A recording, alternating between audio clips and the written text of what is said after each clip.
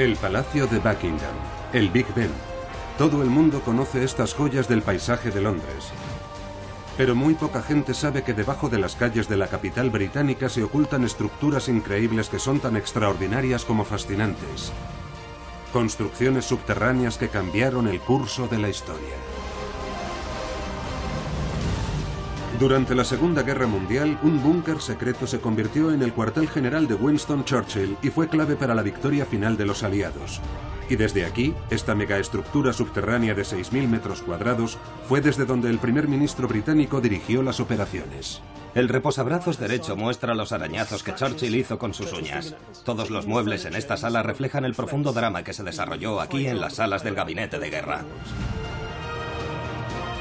Justo al oeste de la capital, otro lugar secreto y de gran valor estratégico, equipado con la última tecnología, permitió a Churchill seguir las batallas aéreas en tiempo real. El búnker de la Royal Air Force. En aquella época era la última tecnología. Ningún otro país contaba con un sistema como este. Ni siquiera Estados Unidos tenía algo comparable.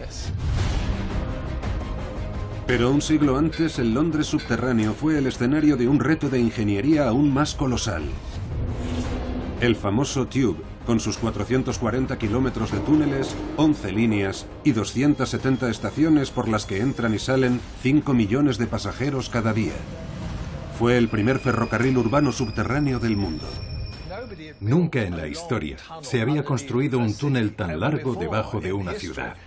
Si algo hubiera salido mal, mucha gente habría muerto o algunos edificios se habrían desplomado. Y la red de alcantarillado. 5.000 kilómetros de túneles bajo las calles de la capital, una obra maestra de la ingeniería que salvó a Londres de una muerte segura. Esta empresa colosal, cavada a pico y pala, extrajo millones de metros cúbicos de tierra. No estoy seguro de que pudiéramos hacerlo hoy. Entre el siglo XIX y el siglo XX, estas megaestructuras subterráneas salvaron las vidas de los ciudadanos británicos o los impulsaron al mundo moderno. Esta es la increíble y épica historia del Londres subterráneo.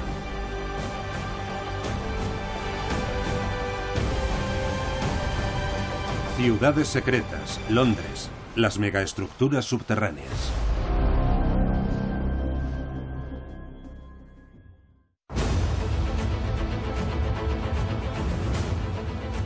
En el corazón de Londres, en el distrito de Westminster, se encuentra la sede del poder político en Reino Unido, el despacho y la residencia del primer ministro, el 10 de Downing Street.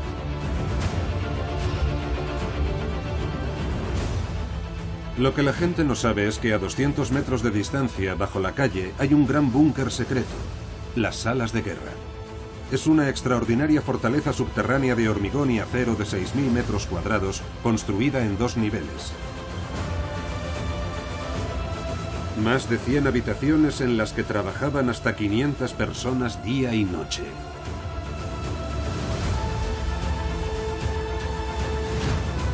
Era una ciudad debajo de la ciudad, construida en solo un año para proteger a Winston Churchill y a su gabinete durante la Segunda Guerra Mundial.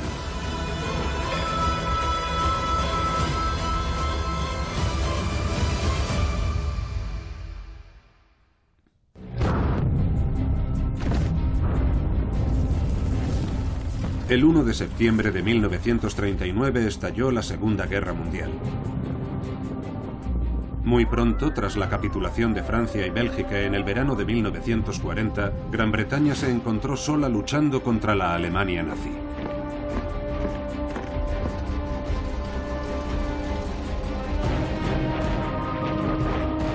Desde el 7 de septiembre, Londres se convirtió en el objetivo de constantes bombardeos diarios. Eran los inicios del Blitz.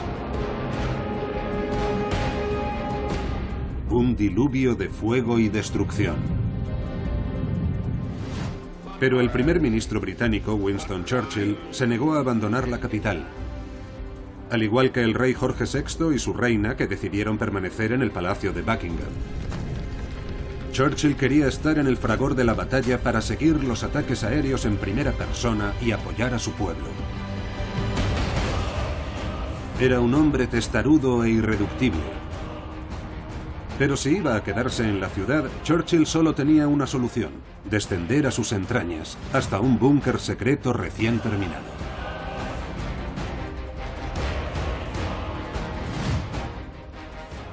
En octubre de 1940, una bomba cayó cerca del 10 de Downing Street, la residencia del primer ministro, y desde entonces el gabinete se reunió aquí, en la sala del gabinete de guerra. Aunque Churchill detestaba la idea de esconderse bajo tierra en un búnker, tuvo que admitir el hecho de que tenía que proteger a su gabinete de guerra. Era una megaestructura de poder de máxima seguridad, capaz de seguir funcionando independientemente de lo que pasara en la superficie.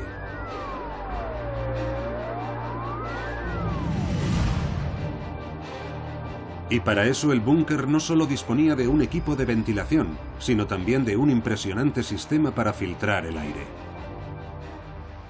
La maquinaria era enorme.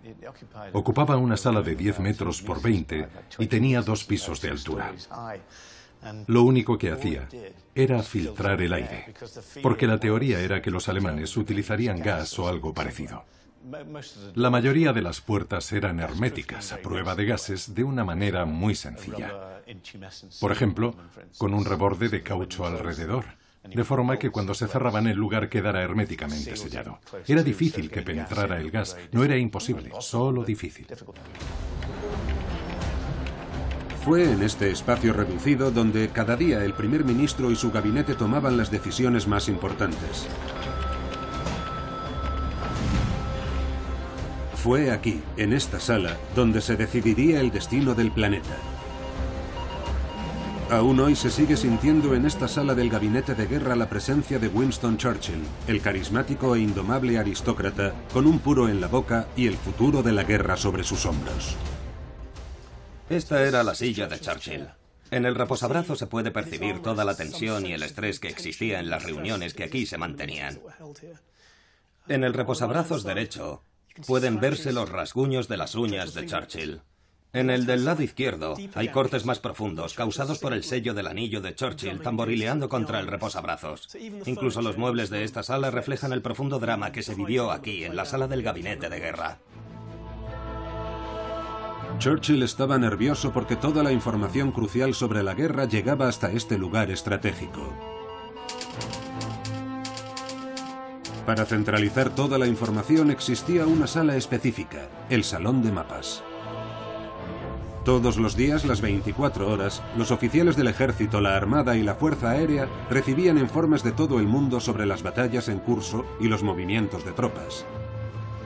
En esa época, el salón de mapas era un compendio de tecnologías, empezando por estos curiosos teléfonos. Los diferentes colores de los teléfonos se correspondían con los distintos cuerpos del ejército. Algunos eran en realidad teléfonos encriptados que cifraban las llamadas para impedir que los agentes enemigos pudieran interceptarlas. Al empezar alguna operación importante, como la invasión de Normandía, todos estos teléfonos sonarían constantemente.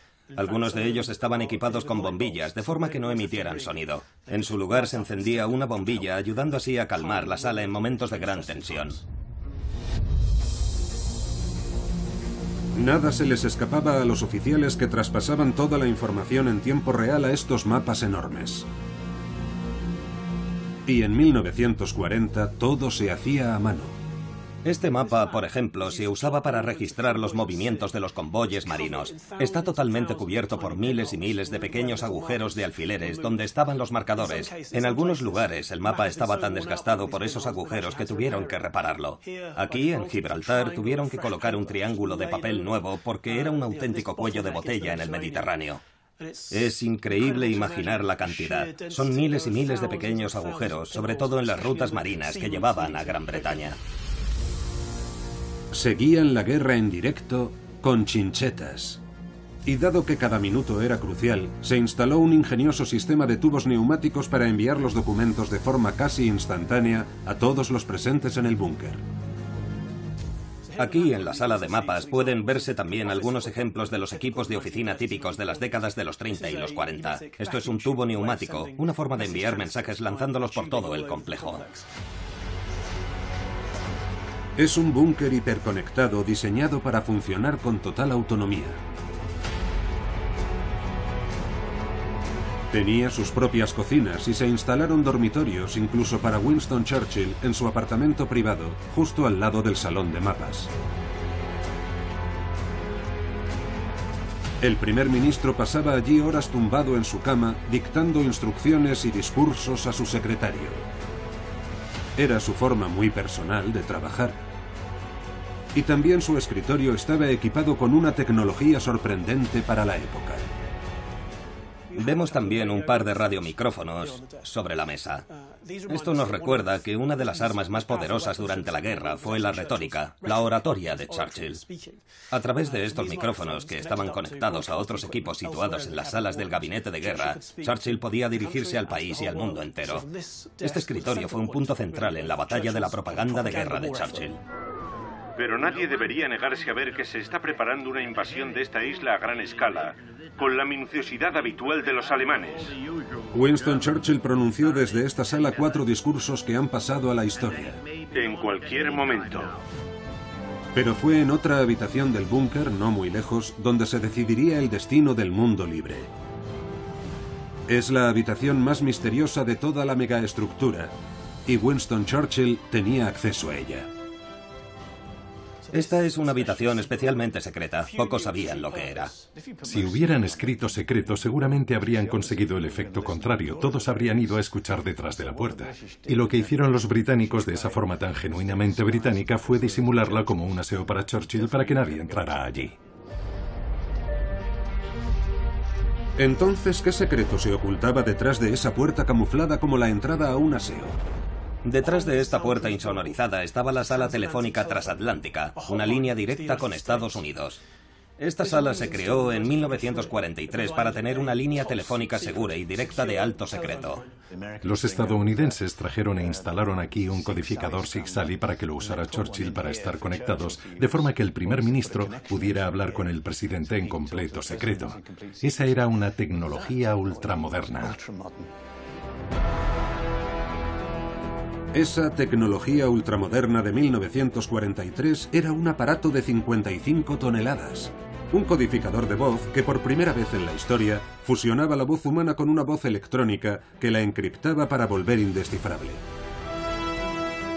La centralita estaba situada a 2,5 kilómetros de distancia en el sótano de unos grandes almacenes requisado para el ejército estadounidense y conectada por cable con las salas de guerra.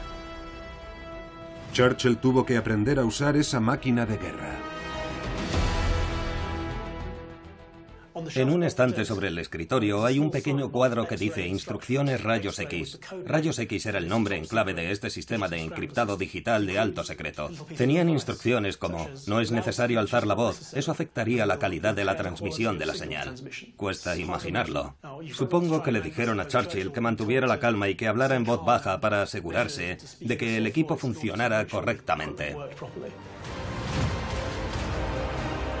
Los alemanes nunca consiguieron decodificar esta línea. Y gracias a ella, Churchill y Roosevelt pudieron empezar a planificar en secreto un futuro desembarco en la Europa ocupada por los alemanes. Fue en esta megaestructura subterránea rodeada de altas medidas de seguridad donde se escribió la historia. Y sin embargo, las cosas podrían haber acabado de manera muy diferente.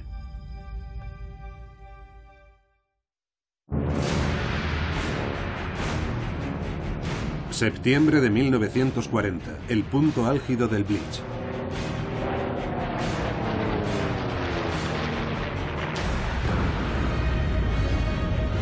Churchill hizo un descubrimiento terrible.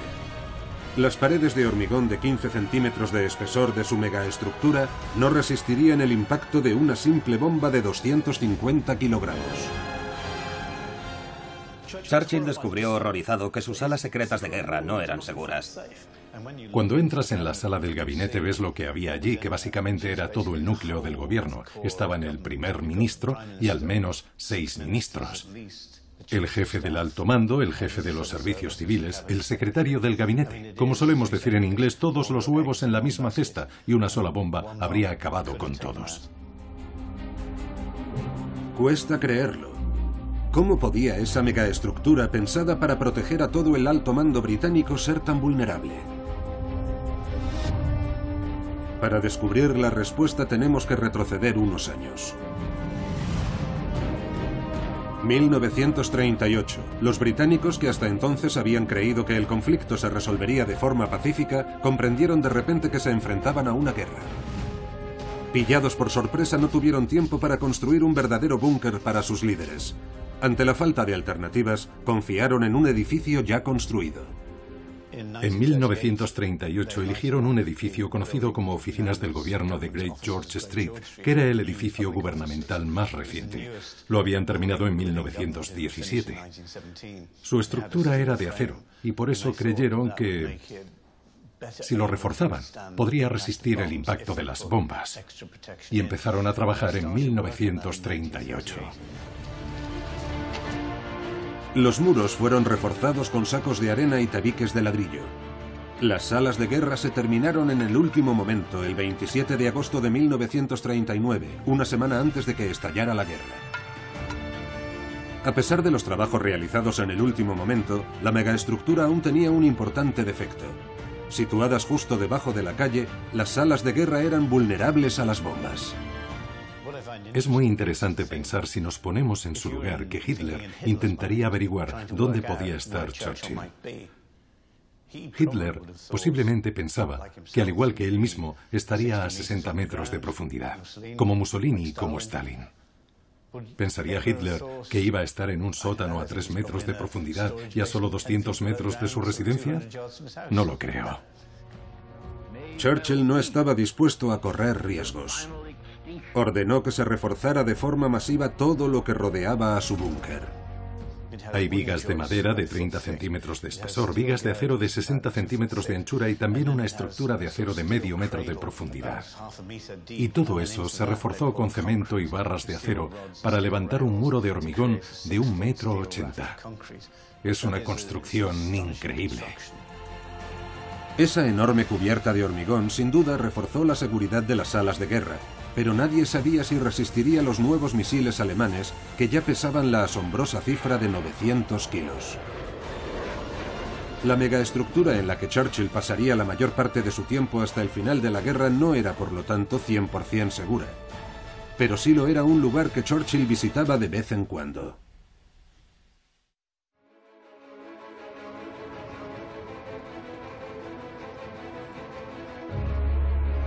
A 30 kilómetros de distancia, en Uxbridge, en los suburbios del noroeste de Londres, escondido en medio del campo, había un búnker indetectable capaz de resistir cualquier tipo de ataque.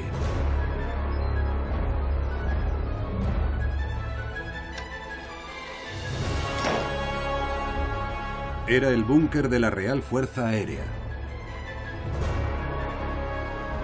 Enterrado a 18 metros de profundidad y con 444 metros cuadrados distribuidos en 2 niveles, era una auténtica cámara acorazada rodeada de hormigón armado. Era una megaestructura de máxima seguridad que protegía al alto mando de la Fuerza Aérea Británica, responsable de vigilar los cielos de Londres, las costas del Canal y el Mar del Norte.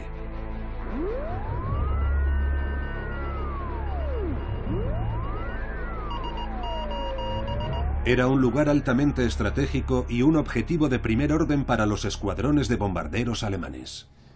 La construcción de este búnker fue muy parecida a la de las salas de guerra de Churchill en el centro de Londres. La diferencia era que durante la guerra, el búnker estaba hecho a prueba de bombas, construido con hormigón armado de aproximadamente 1 metro de espesor. Pero la razón principal por la que estaba hecho a prueba de bombas era su profundidad. Encima del edificio hay 10 metros de tierras y está protegido por varias capas de hormigón, arena y acero que fueron diseñadas para amortiguar la explosión de las bombas.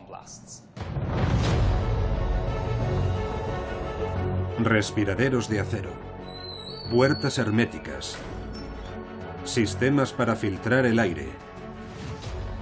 Todo estaba pensado para proteger el corazón del búnker, la sala de operaciones. Construido en 1938 y equipado con la última tecnología, desde aquí se dirigían 23 escuadrones de bombarderos y aviones de combate. En un mapa inmenso, la población, número y altitud de los aviones británicos, pero también los de la Luftwaffe. Y todo en tiempo real. La información sobre esas posiciones procedía de 2 fuentes. En primer lugar, de los radares, y en segundo lugar, del cuerpo de observadores, que eran literalmente hombres con binoculares. En ese momento era la última tecnología. Ningún país del mundo tenía nada parecido. Ni siquiera Estados Unidos tenía algo comparable. Cuando un escuadrón enemigo era avistado, el oficial al mando daba la orden de interceptarlo. Y para hacerlo, contaban con una herramienta única. Detrás de mí está el cuadro superior, que indicaba al oficial al mando todo lo que necesitaba saber sobre sus escuadrones. Probablemente lo más importante es el llamado panel de situación. Son los letreros blancos con las luces que descienden por el panel. Eso le decía al controlador lo que estaba haciendo un escuadrón en cada momento, dependiendo de dónde estuvieran las luces. Como se puede ver, en la parte superior indica liberado. Eso significa que el escuadrón no está disponible, sino fuera de servicio. Pero existen otros estados como preparados, o sea, listos para despegar, o patrullando, o sea, en el aire y controlando algún lugar. Y debajo hay un enemigo avistado, y eso significaba que estaban combatiendo con el enemigo. De esta forma, el controlador sabía qué estaba haciendo cada escuadrón, y el mapa indicaba dónde estaba exactamente. Esa era toda la información que necesitaba para tomar decisiones. Esta tecnología increíble era el arma secreta de la RAF, la Real Fuerza Aérea, un activo con el que esperaba marcar las diferencias. Como su fuerza aérea tenía la mitad de efectivos que la de los alemanes, tenían que superarlos en eficacia. Y todo se decidiría el 15 de septiembre de 1940.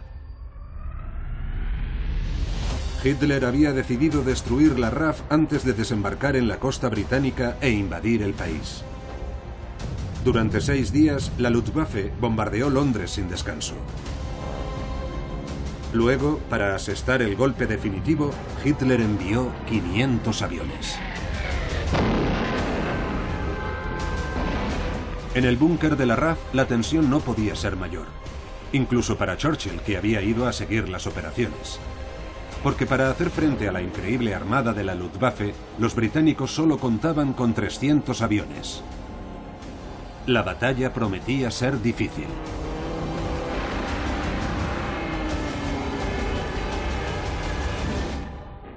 Cuando Churchill bajó aquí el 15 de septiembre, le acompañaba el mayor Park, que era el oficial al mando en Uxbridge en esa época. Y cuando vio lo que estaba pasando en la sala de operaciones, Churchill se volvió hacia Park y le preguntó: ¿cuántos tenemos en reserva? Y Park le respondió: ninguno. Eso refleja lo igualada que estuvo la batalla de Inglaterra.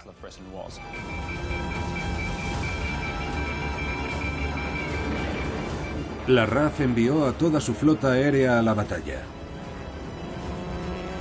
Y gracias a su increíble cuartel general y a sus radares capaces de detectar a distancia a los escuadrones enemigos, los pilotos británicos consiguieron derribar 56 aviones alemanes. Habían logrado lo imposible, vencer en la batalla de Inglaterra. Fue un momento decisivo pese a que la guerra aún no estaba ganada. Hasta la victoria, los alemanes nunca descubrieron el búnker de la RAF, por lo que nunca fue bombardeado. Estas megaestructuras subterráneas de la Segunda Guerra Mundial salvaron miles de vidas y cambiaron el curso de la historia gracias a su contribución a la victoria de los aliados sobre la Alemania nazi. Pero bajo las calles de Londres se ocultan otros secretos. Enormes y asombrosas megaestructuras sin las cuales Londres no sería la megalópolis que es hoy.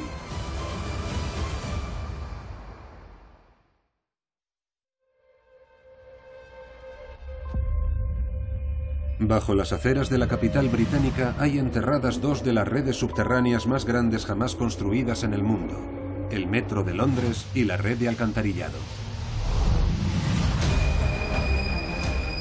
El famoso Tube.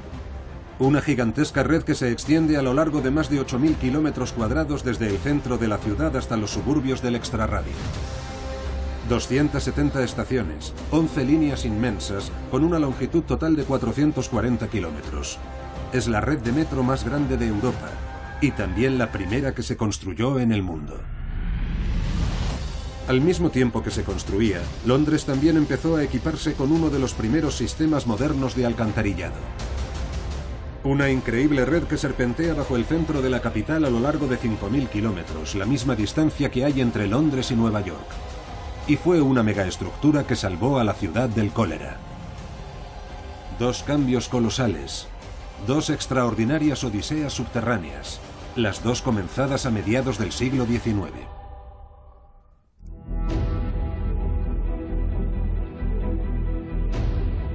En 1845, Londres resplandecía. Con el puerto comercial más grande y la mayor economía del mundo, atraía a migrantes en busca de trabajo desde todas partes. Desde otras regiones de Reino Unido y también desde el extranjero. Era extraordinario, salvo porque la ciudad estaba literalmente a punto de estallar. Londres estaba congestionado mañana, tarde y noche.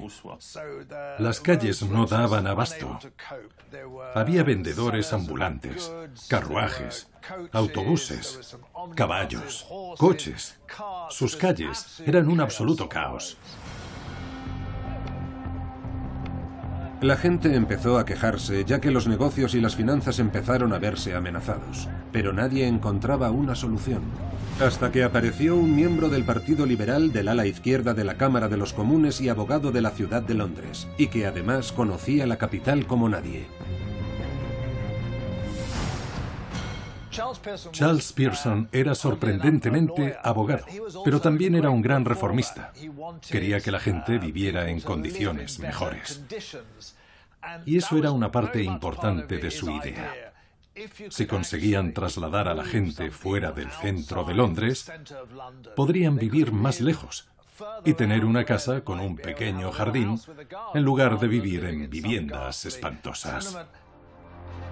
A pesar de que no era ingeniero ni geólogo, en 1845 Charles Pearson tuvo una idea revolucionaria: crear el primer ferrocarril subterráneo del mundo para conectar las principales estaciones de tren de la ciudad: Paddington, Euston, King Cross y Farringdon. Charles Pearson pensó, bueno, esto no se va a resolver solo. Tenemos que hacer algo radical.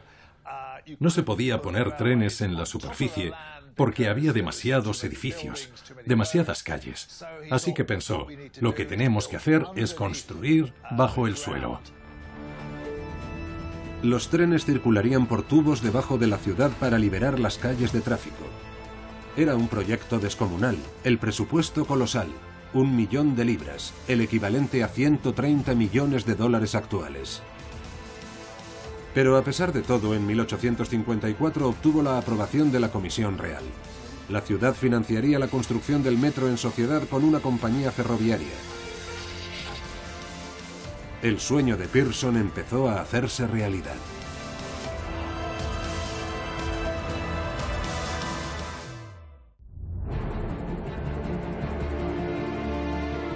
...1860... 6 años después, los trabajos de construcción de la megaestructura subterránea por fin comenzaron. El ingeniero John Fowler dirigía el proyecto. Su tarea era supervisar el trabajo titánico que ocuparía a miles de trabajadores durante más de 1000 días. Una línea subterránea de ferrocarril de 7 kilómetros de longitud que atravesaría la capital.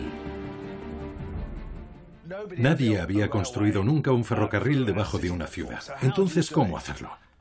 No podían excavar a tanta profundidad que no se pudiera salir a la superficie porque entonces no había métodos disponibles para hacer eso. De forma que tenía que estar justo debajo de la superficie.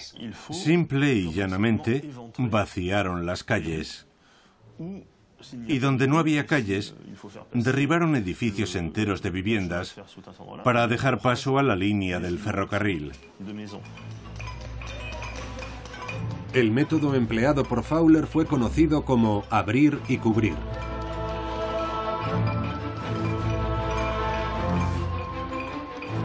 Se excavaron zanjas de 10 metros de anchura por 6 metros de profundidad que durante un tiempo llevaron el caos a Londres. El tráfico se interrumpía por completo y se cavaban zanjas en mitad de la calle. Se apuntalaban los muros para evitar que el túnel se derrumbara. El túnel se cubría con ladrillos, un material disponible en grandes cantidades. Una vez concluido el túnel, se cubría de tierra. Y por fin, el tráfico podía reanudarse. Actualmente, un proyecto como ese implicaría todo un ejército de máquinas para hacer el trabajo. Pero debemos recordar que las zanjas para ese primer ferrocarril subterráneo del mundo fueron excavadas por hombres con picos y palas usando carretillas. Es como un trabajo de jardinería. Cada centímetro del primer ferrocarril subterráneo del mundo fue excavado a mano. Era una empresa descomunal, pero afortunadamente los trabajadores de John Fowler se beneficiaron de una gran ventaja: el subsuelo de Londres. El norte de Londres está construido sobre arcilla, que es un suelo fácil de excavar y de extraer. Y tiene una consistencia que hace que no se derrumbe todo el tiempo. Se puede excavar un túnel en la arcilla con mucha más facilidad que en otros tipos de suelo.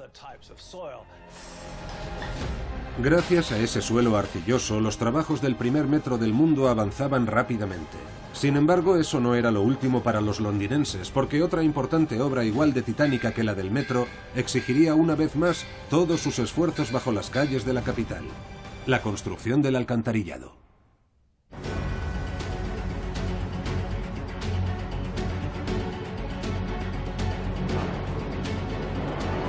En 1850 Londres estaba al borde de un desastre de salud pública. Además del hacinamiento, existía otro problema: la evacuación de las aguas residuales. La ciudad parecía hundirse en su propio lodo, y el hedor era terrible, porque en ese momento no existía una red de alcantarillado. Los desechos humanos y animales se estancaban en las calles o se amontonaban en pozos negros que rara vez se vaciaban. Era un sistema muy primitivo. Había una gran concentración de población en un área muy pequeña y casi chapoteaban, casi se hundían al caminar en sus propias aguas residuales. Las alcantarillas al aire libre se vaciaban en los afluentes del Támesis antes de acabar en el río principal de Londres.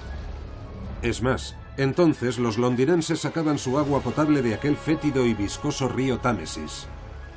Y en esas aguas pútridas acechaba un asesino invisible con la esperanza de extenderse por toda la ciudad: el cólera.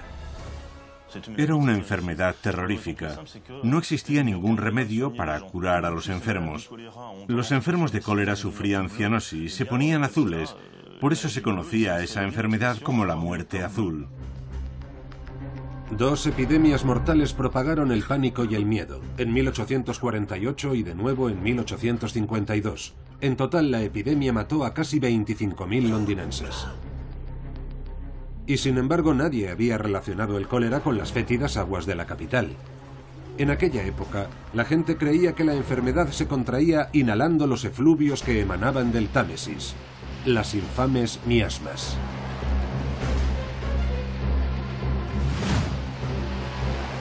Para deshacerse de aquel hedor, el gobierno recurrió a un ingeniero con experiencia probada en los ferrocarriles: Joseph Bazalgette. Bazalgette aún no lo sabía, pero estaba a punto de cambiar el destino de Londres construyendo una impresionante superestructura subterránea capaz de evacuar los desechos de la capital. Él sabía que no se trataba solo de recoger las aguas residuales, sino también de llevarlas lo más lejos posible de la capital. Joseph Bazalgette quería construir 2 redes de alcantarillado independientes, una en la orilla norte del Támesis y otra en la orilla sur. Cada una contaría con grandes colectores, algo así como autovías de agua, para recoger los desechos antes de que llegaran al Támesis. Luego esos colectores llevarían los desechos lejos del estuario londinense. Era una idea excelente sobre el papel, Pero en la práctica aún había un problema importante que superar. ¿Cómo llevarían los desechos fuera del estuario con la tecnología de la época? Bazalgette tuvo una idea genial. En un momento de inspiración, se le ocurrió usar la fuerza de la gravedad.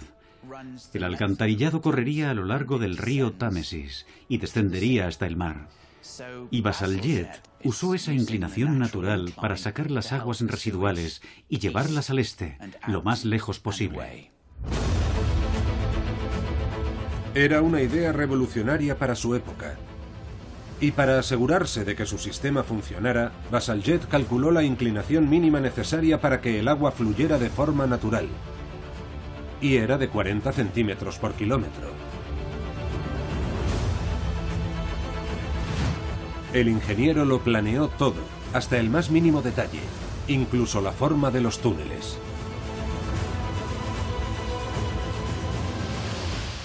Esta es una alcantarilla típica de tamaño medio de Londres. Se puede caminar por ella. Y el túnel tiene forma ovalada, o como solemos decir, de huevo. Y tanto si el caudal es alto como si es bajo, con esta forma el fondo siempre se mantiene limpio, debido al caudal del agua. Incluso cuando la presión del agua es baja, las aguas residuales se acumulan en los canales más pequeños y sigue fluyendo. En 1857 todos los planos estaban listos. El ingeniero esperaba un último detalle antes de empezar a trabajar, la financiación pública. Pero contra todas las expectativas detuvieron su proyecto en seco. La epidemia de cólera había remitido, y como suele ocurrir, también la sensación de peligro. Y, como siempre, existía cierta renuencia a gastar dinero. Mientras tanto, los desechos seguían acumulándose en la ciudad y cada día se vertían 250 toneladas de aguas residuales al Támesis. Londres parecía condenado a vivir en su propia inmundicia. En cuanto al tráfico rodado, seguía siendo tan denso como siempre, porque en 1863, a pesar de que la primera línea subterránea de ferrocarril estaba casi terminada después de 3 años de trabajo, el ingeniero John Fowler aún tenía que resolver un grave problema. A mediados del siglo XIX, los trenes seguían siendo arrastrados por locomotoras de vapor. Al aire libre funcionaban a la perfección, pero bajo tierra podían resultar letales.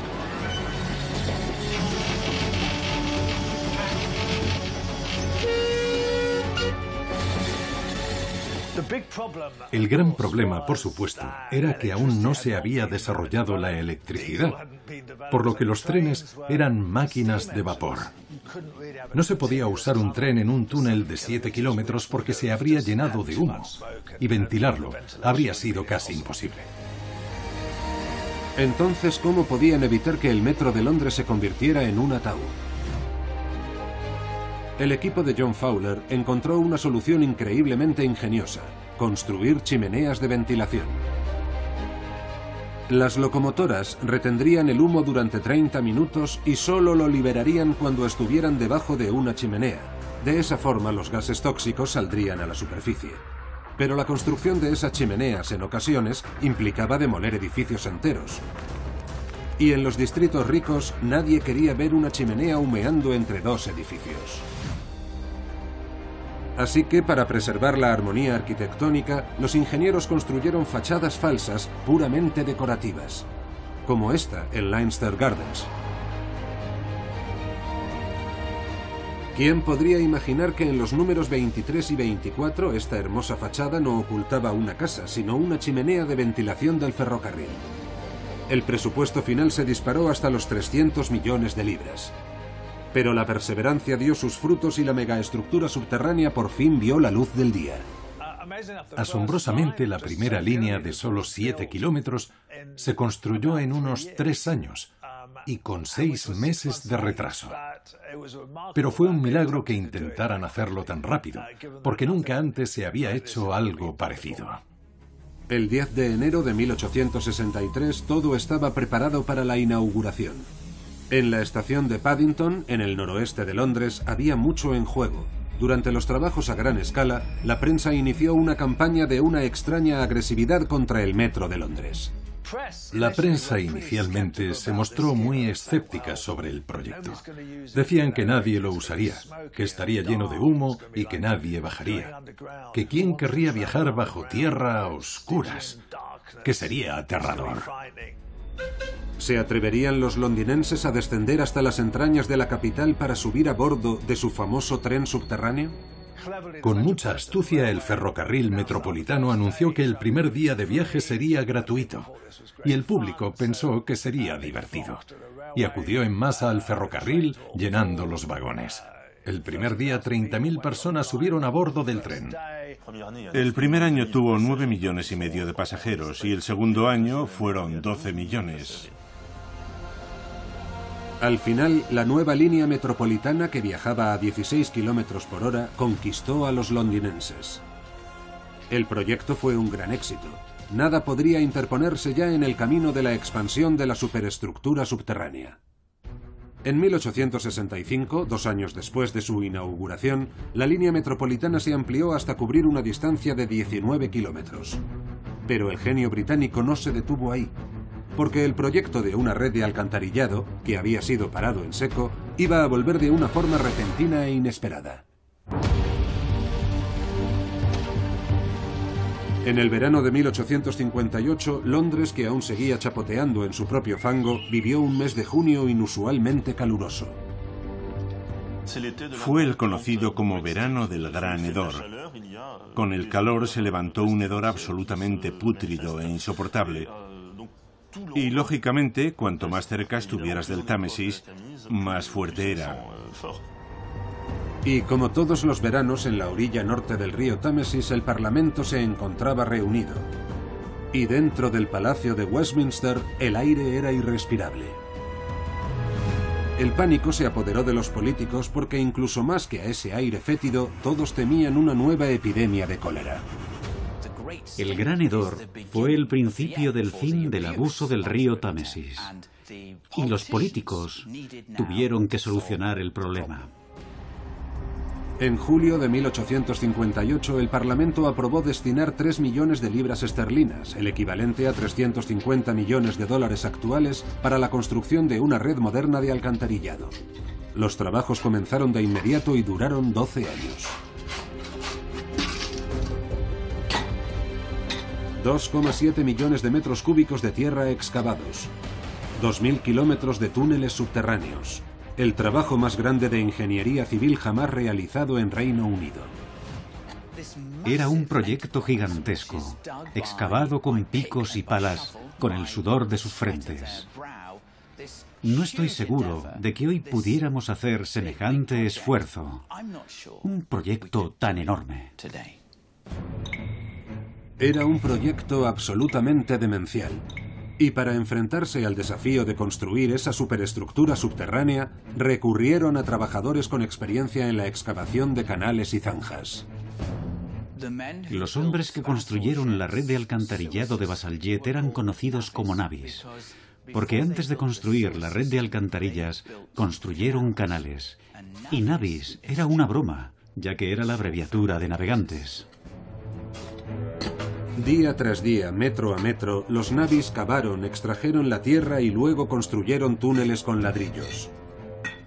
Porque el ladrillo de arcilla fue el material elegido por Basaljed, ya que había demostrado en otros proyectos de túneles su resistencia al agua y la presión. Y para la gran obra del siglo se necesitarían en cantidades astronómicas. Para dar algunas cifras, Basaljed usó 318 millones de ladrillos para construir esos túneles. Sin embargo, el ingeniero tomó otra decisión mucho más arriesgada: usar un cemento que nunca antes se había usado en contacto con el agua, el cemento Portland. Es un tipo especial de cemento de secado rápido, que es muy estanco y cuya resistencia aumenta en contacto con el agua. Pero su elección del cemento Portland se enfrentó a un coro de desaprobación, dudas y escepticismo. En aquel momento el ingeniero pensó, nadie lo ha probado. Y era más probable el fracaso que el éxito. Era una apuesta, pero según Bazalgette, la única solución para permitir que la superestructura resistiera las condiciones extremas de las alcantarillas. Él eligió el tipo Portland, y como se puede ver, más de 150 años después sigue estando muy duro.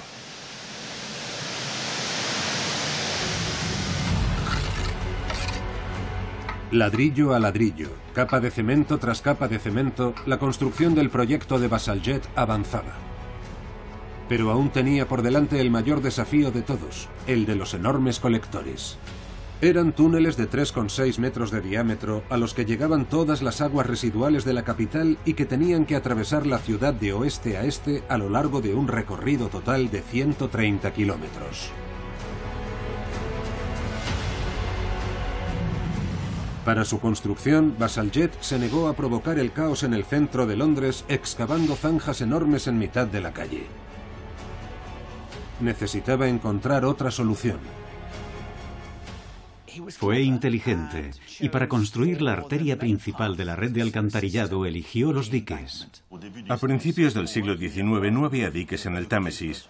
Bazalgette se apoderó de sus orillas, de la superficie que quedaba al descubierto durante la marea baja, para construir los primeros diques del Támesis. Ganar 21 hectáreas de tierra al río y construir desde cero un dique en la orilla para que pudieran pasar por él las alcantarillas fue una tarea colosal. Y los diques resultantes eran tan grandes que incluso quedaba espacio para que otras megaestructuras compartieran el mismo espacio. Es mucho más que un alcantarillado. Cuando creó el dique Victoria, no solo ganó suelo para su red de alcantarillado, sino que también creó espacio suficiente para el ferrocarril subterráneo. Con la construcción de los diques, los gigantescos colectores del alcantarillado de Bazalgette podían cruzarse sin interrumpirse.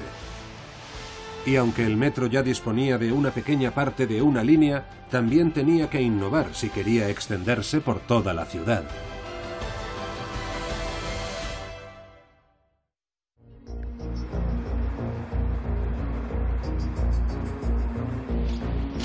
La estación de Bank, en el corazón de la ciudad de Londres. Es el vestigio de una tecnología revolucionaria para su época, una verdadera proeza de la ingeniería. El arco de túnel de hierro fundido. Esto es el escudo Greathead utilizado para excavar las líneas Waterloo y City Line hace 100 años a 18 metros de profundidad. Sin esto no podríamos hacer túneles a esta profundidad sin tener que proteger a los trabajadores y haciendo los túneles de una forma tan relativamente rápida. Hasta entonces todas las líneas subterráneas de ferrocarril se habían excavado de la misma forma. Las líneas Metropolitan, District y lo que se convertiría en la Circle Line, todas se construyeron mediante el método de abrir y cubrir. Y eso realmente limitó la profundidad a la que podían llegar y limitaba en cierta medida la ruta que podían seguir, porque tenían que demoler los edificios que había en el camino, por lo que, por ejemplo, no podían pasar por debajo del Palacio de Buckingham, porque no podían derribar el palacio, por lo que de alguna forma tenía sus restricciones. Para que el metro de Londres pudiera tejer su red, ya no había otra opción. Tenían que profundizar en las entrañas de Londres y hacer túneles a 20 metros de profundidad. Pero esa era una operación de alto riesgo, ya que los túneles podían derrumbarse y acabar con la vida de los trabajadores. Fue el ingeniero James Henry Greathead quien hizo posible ese milagro gracias a su tuneladora de hierro fundido, patentada en 1874. Era un cilindro de 3,3 metros de diámetro por 2 metros de longitud. Nunca una herramienta había resultado tan eficaz para hacer túneles. Su tuneladora estaba construida en forma circular para minimizar el volumen excavado, por lo que era mucho más eficiente que usar un rectángulo o cualquier otro tipo de forma para conseguir el espacio necesario para que pasaran los trenes. Su forma cilíndrica también la hacía más resistente al enorme peso de la Tierra encima, ya que distribuía toda la presión descendente a su alrededor.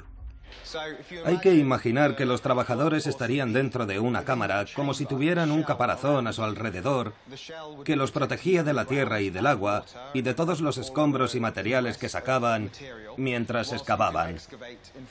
Este era su escudo protector. Mientras los obreros cavaban con sus picos en la parte delantera, se inyectaba aire comprimido para evitar que entrara agua en el túnel. Después, 6 enormes prensas hidráulicas que desplegaban una fuerza de 30 toneladas empujaban la tuneladora hacia adelante. Detrás, el túnel se cubría con piezas muy resistentes de hierro fundido. Y para terminar, se inyectaba hormigón entre las piezas para hacerlas completamente herméticas. 2 turnos trabajaban día y noche, cavando sin causar la más mínima molestia a las personas que vivían y trabajaban en la superficie, y a una velocidad increíble para su época al menos. Si la excavación era pequeña, tal vez solo había 1 o 2 personas cavando, por lo que, con suerte, avanzaban 4 metros al día, mientras que recientemente en Crossrail creo que el récord es de 70 metros en un día y la media es de 38 metros diarios. Ahora es mucho más rápido porque está completamente mecanizado. Gracias al escudo Greathead, la superestructura subterránea que pronto se conocería cariñosamente como The Tube, el tubo, siguió creciendo a 20 metros de profundidad. Pero a diferencia de las primeras líneas que se construyeron justo debajo de la superficie, ahora resultaba imposible usar trenes con locomotoras de vapor. Sus emisiones habrían envenenado tanto a los maquinistas como a los pasajeros. La idea era que esas líneas fueran impulsadas mediante cables. Esa era la idea original para arrastrar los trenes. Pero afortunadamente la idea fue abandonada porque enseguida apareció la electricidad. Y esa invención se la debemos al famoso ingeniero alemán y magnate de la electricidad Werner von Siemens. En 1879, en Berlín, ante un público fascinado, presentó el primer prototipo de tren impulsado por una locomotora eléctrica. En 1890, el ferrocarril de la ciudad y del sur de Londres, que había adquirido la licencia de Siemens, se convirtió en la primera línea subterránea de ferrocarril eléctrico del mundo. A partir de entonces, el tubo seguiría creciendo y creciendo. De acuerdo con el objetivo original de Charles Pearson, la línea metropolitana y luego otras líneas llevaron el metro hasta los suburbios. Y entre las 2 guerras mundiales, en los años 20 y 30, había anuncios que animaban a los londinenses a mudarse a Metroland, el país del metro, que cada vez estaba más lejos. Pero a cambio había vegetación, pajaritos, y se podía llegar fácilmente a la ciudad en metro. El ferrocarril consiguió en realidad 2 cosas. Permitió a la gente vivir más lejos, pero también mejoró las condiciones de las carreteras, mejorando la movilidad. Era más fácil moverse. Sin duda, todo el mundo salió ganando. Nacido de la imaginación de Charles Pearson, el metro de Londres se convirtió en una de las superestructuras subterráneas más grandes y mejor conocidas del mundo. Incluso sirvió de modelo para todas las megalópolis del planeta.